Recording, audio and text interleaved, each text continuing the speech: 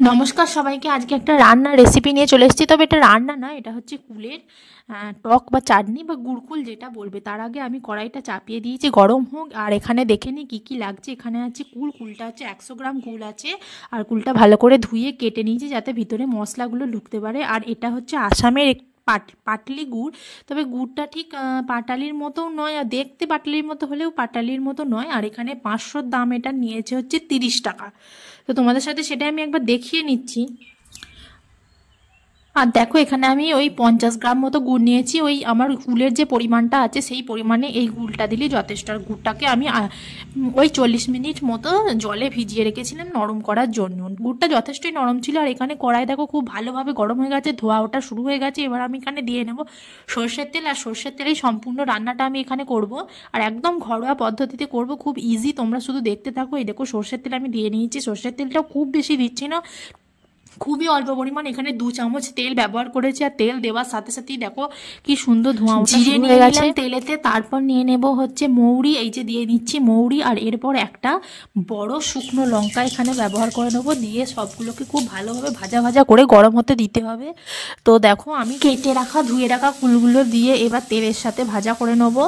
আর ভাজা করার পরই আমি এখানে নুন স্বাদ মতো দিয়ে নিচ্ছি। নুনের পর দিয়ে নিলাম হলুদ। দেখো, দিয়ে এগুলোও ভালো করে এবার মিক্স করতে হবে। মিক্সটা যত ভালো করে করবে ততই ভালো হবে। আর মিক্স করতে করতেই দেখবে কুলটা কড়াইয়ের তলায় লেগে যাচ্ছে। তো তখনই তোমরা বুঝতে পারবে এটা মিক্সও ভালো হয়ে গেছে আর এটা ভাজাটাও ভালোভাবে হয়ে গেছে। তেলটাও সব কিছুর সাথে ভালো মিশে গেছে। শুকনো লঙ্কা, জিরে সব কিছুই খুব ভালোভাবে মিশে গেছে।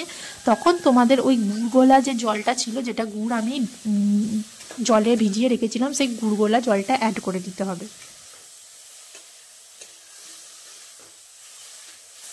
ভালো করে সব কিছু ভাজা ভাজা করে নিয়েছি। আর দেখো, তলায় লেগে যাচ্ছে, মানে সব ভালো হয়ে গেছে। এবার ওই গুড়গোলা জলটা ব্যবহার করে নিচ্ছি। আর জানো তো বন্ধুরা, এইভাবে গুড় আমরা ভিজিয়ে রাখতাম এই পিঠে পুলির সময়।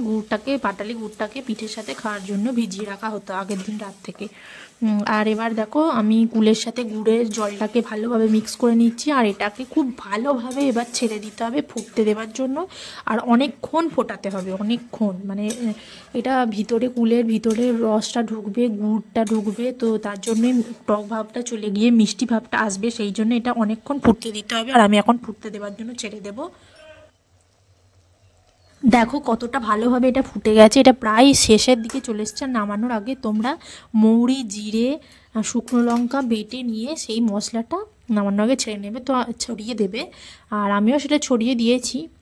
তার আগে আমি দেখো বাটিতে নামিয়ে নিচ্ছি গরম গরম। আর আমি একটু ঝোল রেখেছি, কারণ এটা শুকিয়ে যাবার পর, ঠান্ডা হয়ে যাবার পর অনেকটাই শুকিয়ে যাবে। আর এটা শক্ত জমাট বেঁধে যায়, সেই জন্য আমি ঝোলটা একটু বেশি রেখেছি। আর আমার বাড়িতে ঝোলটা খেতে পছন্দও করে ভাতের সাথে।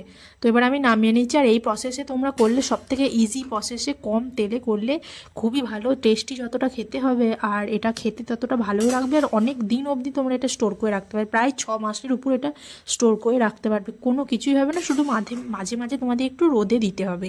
তো আজকে আমি রেসিপিটা এখানেই শেষ করলাম। তোমাদের কেমন লাগলো অবশ্যই জানিও। আবারও নিয়ে চলে আসবে একটা নতুন ভিডিও নিয়ে।